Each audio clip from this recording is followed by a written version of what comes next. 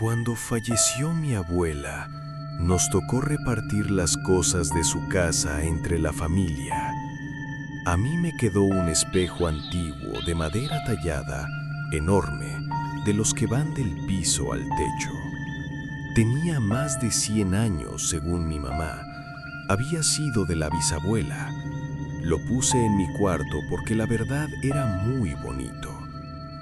La primera semana no pasó nada, pero empecé a notar algo extraño.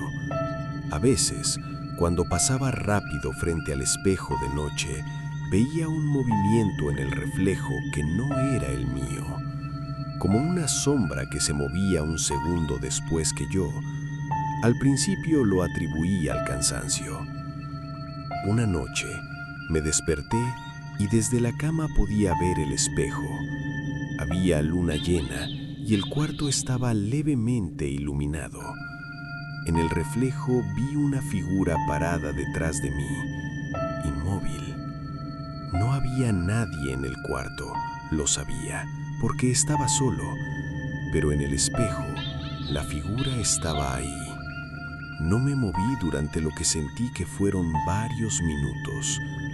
Cuando finalmente me atreví a voltear, no había nadie. Lo que más me perturbó no fue eso, fue que al otro día le conté a mi mamá y me dijo que su mamá, mi abuela, nunca quiso tener ese espejo en su cuarto. Siempre lo mantuvo en la sala, tapado con una tela, y jamás me lo había dicho.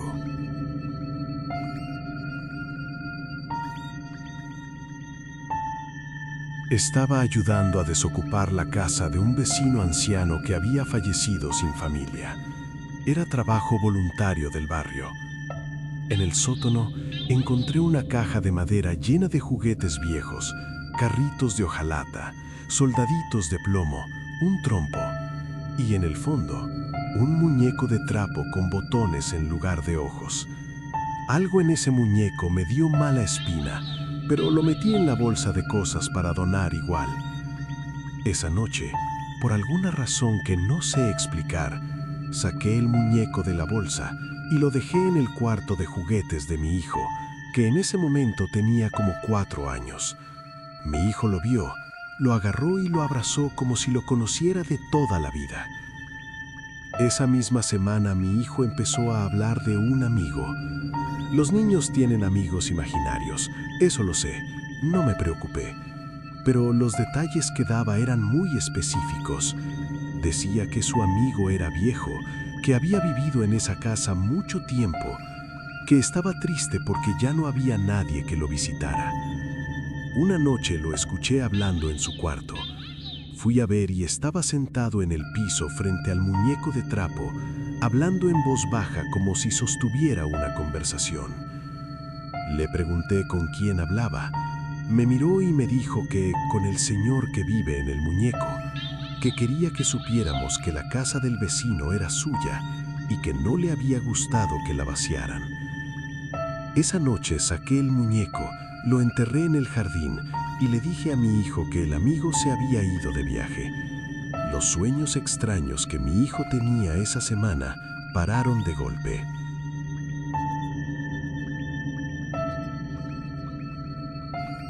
Lo compré en una tienda de antigüedades, de esas que huelen a polvo y a tiempo. Era un reloj de mesa, de esos de cuerda que se dan vuelta con una llave pequeña. El dueño de la tienda me dijo que había pertenecido a una familia de la región desde principios del siglo pasado y que llevaba años sin funcionar. Me lo vendió como pieza decorativa. Lo limpié, lo puse en la mesa del comedor y no pensé más en ello. 2 semanas después, una noche, escuché un sonido que me resultó familiar, pero que no ubicaba. Salí del cuarto y el reloj estaba funcionando. Marcaba las 3:14. Yo nunca lo había dado cuerda, no tenía ni la llave. Lo dejé ahí porque pensé que era una coincidencia, que quizás el mecanismo antiguo se había reactivado solo con el calor o algo así. Pero empezó a pasar algo raro. Cada vez que el reloj sonaba, la temperatura del comedor bajaba de golpe, no gradualmente, de golpe, como abrir una nevera. Lo más extraño fue cuando una amiga vino a visitarme. Sin que yo le dijera nada del reloj, lo vio desde la puerta del comedor, se puso pálida y me preguntó de dónde lo había sacado.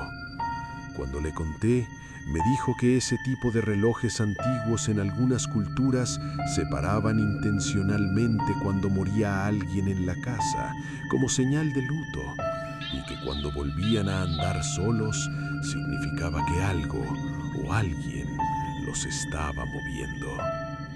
Esa misma tarde lo empaqueté y lo doné.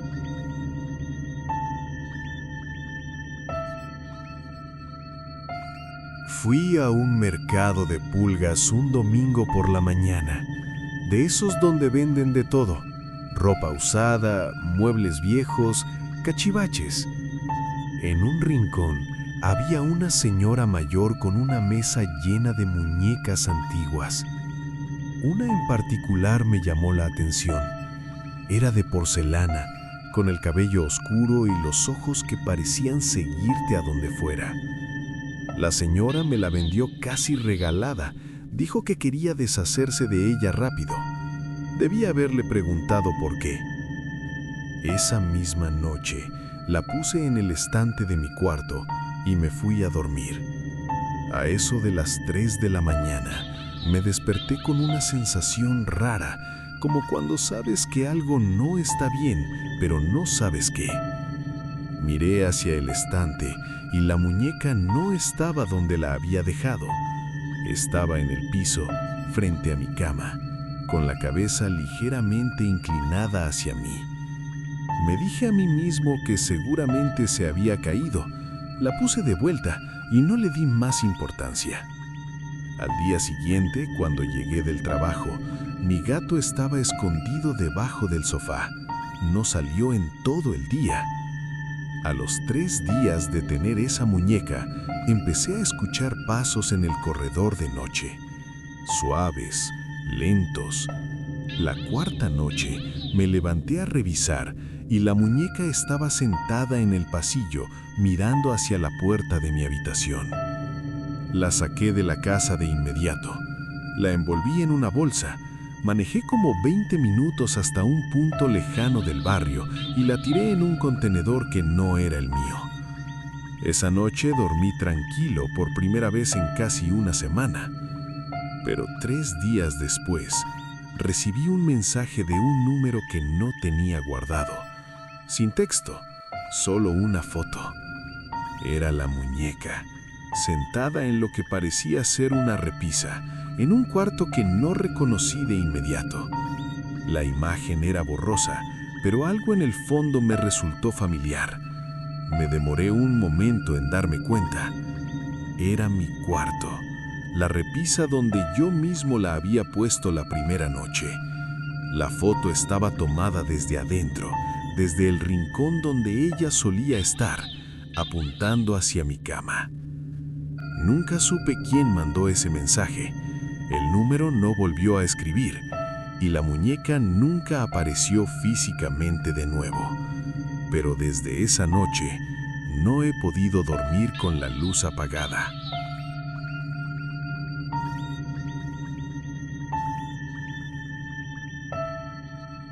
Ese día no tenía nada planeado. Me levanté tarde, desayuné despacio y en algún momento decidí salir a caminar sin rumbo fijo, de esos paseos que uno hace cuando no sabe bien qué hacer con el día libre. Pasé por una calle que no suelo tomar y vi que había una feria de segunda mano instalada en la acera, de esas improvisadas, donde la gente saca cosas de sus casas y las pone sobre una cobija en el piso o en mesas plegables. Me puse a curiosear sin intención de comprar nada. Había de todo: libros viejos, zapatos, electrodomésticos que ya no funcionaban, ropa doblada en pilas. En una de las mesas, entre un montón de cosas sin orden, vi un bolso de cuero marrón. Lo agarré casi por instinto. Era firme, bien hecho, de esos que ya no fabrican así. Tenía las costuras intactas y un cierre metálico con unas iniciales grabadas que no eran las mías, pero que le daban ese aire de objeto con historia. La señora que atendía el puesto me pidió tan poco por él que ni negocié. Lo metí bajo el brazo y seguí caminando. Los primeros días no noté nada, pero después empecé a sentir que alguien me seguía, no de manera obvia, no como una persona detrás de mí en la calle. Era más bien una presencia, como cuando sabes que no estás solo en un cuarto, aunque no puedas verlo. Esa sensación me acompañaba a donde fuera que llevara el bolso. Una noche lo dejé en la silla del cuarto y me acosté. A mitad de la noche escuché un sonido metálico, como el cierre abriéndose y cerrándose. Me levanté, revisé, y el cierre estaba abierto aunque yo lo había dejado cerrado. No había nada dentro que no hubiera puesto yo. Lo que me hizo deshacerme de él fue lo que pasó la semana siguiente. Una tarde, sin ningún motivo, abrí el bolso y en el fondo, debajo de mis cosas, había una foto en blanco y negro. Una foto de una mujer mayor que yo nunca había visto, sosteniendo ese mismo bolso. Al reverso decía una fecha de hace más de 50 años y una frase corta que no voy a repetir aquí porque francamente todavía me da escalofrío. Volví a la misma feria a devolver el bolso. La señora del puesto me miró raro cuando lo dejé y me preguntó por qué lo devolvía. Le dije que simplemente había cambiado de opinión. No le mencioné la foto. Tampoco le pregunté de dónde había salido ese bolso originalmente. Hay cosas que es mejor no saber.